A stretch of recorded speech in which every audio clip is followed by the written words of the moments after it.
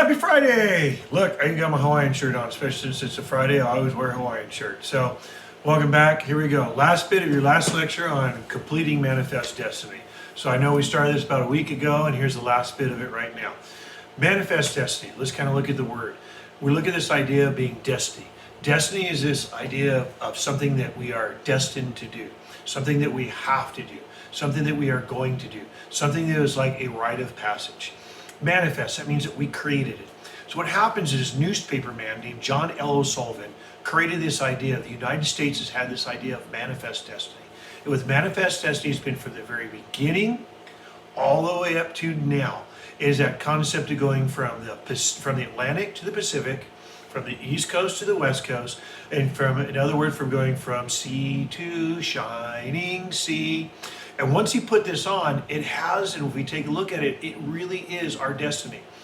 From the very, very beginning of the 13 colonies to a war for independence that gave us the Treaty of Paris, that took us to the Mississippi River, to then the Louisiana Purchase that took us to the Rocky Mountains, to the annexation of Texas, to a war with Mexico, and eventually then the Oregon country that we make it from coast to coast.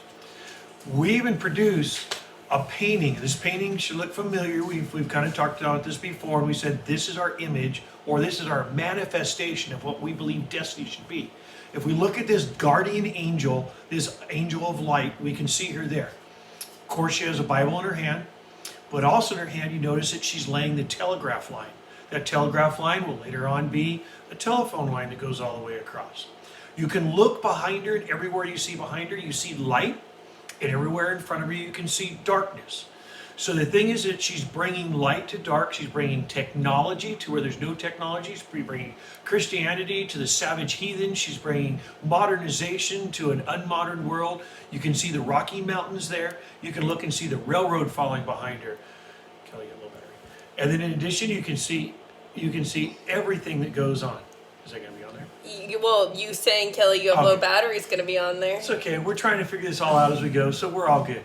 You can see the miners coming. You can see the farmers that are coming to the west, and you can see the Indians that are leaving. You can see the wild animals that are running.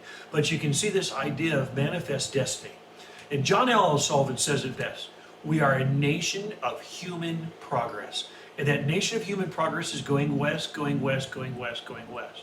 If we look at our map, we can see that idea of going west.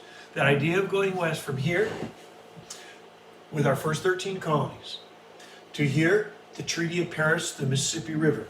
Here, we purchase Florida. After the War of 1812, we work out some treaties for some land up in this territory. Then here, in 1803, we purchase Louisiana Territory to the Rocky Mountains. The Texas annexation, and eventually the Mexican cession, the Gadsden Purchase, and last but not least, the Oregon country. We even can take it one step further. We can go all the way to Hawaii or all the way up into Alaska, which is shortly come after. We can look at it here in this painting of the manifestation. Everything here of everybody traveling to the west. Go west, young man, and let the country grow with you. And that country grew and grew and grew. From people like the Donner Party that went out. That Donner Party, even though they ran into trouble, they still made it to the west. To all those wagon trains. To people like Jim Beckworth, one of the first people to come across after following the trails of Lewis and Clark, who did come across to the west. To people like even Daniel Boone, who made it across to the west. Those are the people we see. I think this is a painting that basically tells it best. If you look, you can see it. And this is the idea of our American Renaissance. That's why we even put kind of a Renaissance style of art to it. If you notice kind of the light behind her, that's called Caravaggesque lighting. That Caravaggesque lighting is named after Caravaggio, the great Italian painter during the Renaissance. So what happens with the U.S.? As we can see from this chart, a bar graph once again. Graphs are coming back to haunt you. Yes, I know. We can look at 1800. We can see that we had just about 860,000 square miles of land. If we look at by 1830, 30 years later, we have basically more than double that at about 1.7 million acres of land.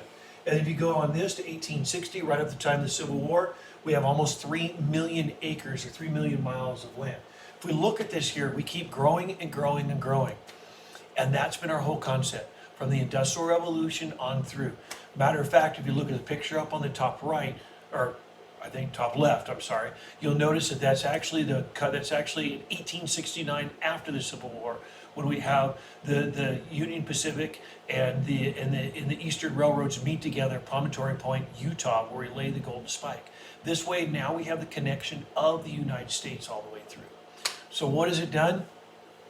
Our completing a manifest destiny for this unit is basically Texas statehood, 1845.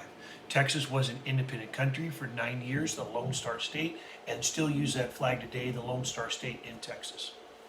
Oregon country in 1846. We already had large numbers of Americans come through there to move on down toward California to settle in California from those wagon trains. So we look at basically Oregon, Washington, and Idaho and tell England, hey, England, we want to purchase this land. England probably doesn't want to sell it. However, we look at England and go, would you like to try for a third war? So we look at the idea of moving the border of Canada up. We call it 5440 or fight, which means that you move the border to the 54th parallel, or let's go to war for it again. Of course, England does not want to go to war with the United States again. After the American Revolution, they lost, after the War of 1812, so they moved the border up to current day Canada is what we see. Okay, 5440 or fight was our slogan. The Mexican Cession of 1848, this gave us basically all the way over to California. We paid about $10 million for this in the Treaty of Guadalupe. So right here, Treaty of Guadalupe, Hidalgo. That was our agreement that we had. Right after that, as you can see, it's about the time period of the gold rush. California will even have a small revolt as to break away.